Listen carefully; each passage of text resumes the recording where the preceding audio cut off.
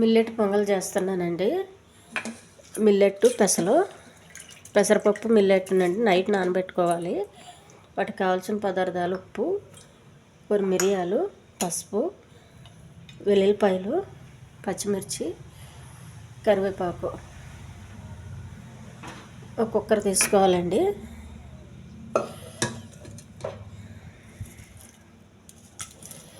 కరివేపాకు, ఈ వెల్లుల్లిపాయలు పొట్టు తీసుకోవాలి. నేనైతే నూనె వేయట్లేదు.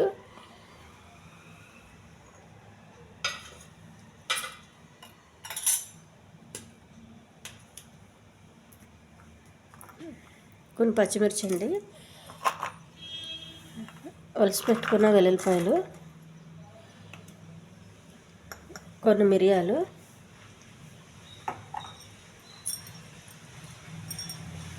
మనకు కావలసిన మిరియాలు,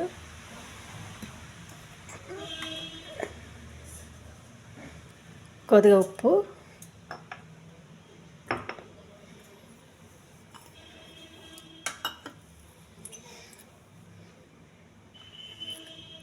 కొద్దిగా పసుపు అండి, పెట్టుకున్న మిల్లెట్స్ పెసరపప్పుని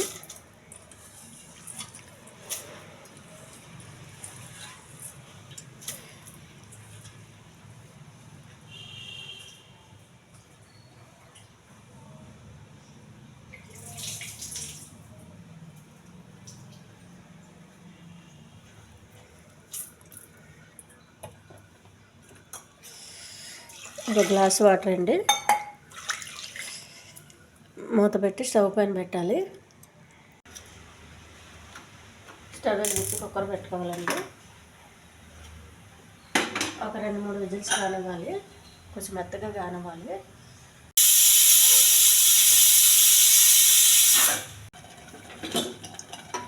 మిల్లెట్ పొంగల్ రెడీ అయిపోయిందండి. చూడండి ఎంత బాగా మెత్తగా ఉడికిందో. ఇప్పుడు నేను మిల్లెట్ కొంచెం ఎక్కువ ఉండాలి, పప్పు తక్కువ ఉండాలండి. రెండు సమానంగా వేయొద్దు. నూనె లేకుండా చేసుకోవాలి. నూనె వేసుకోండి. నేనైతే నూనె వేయలేదు.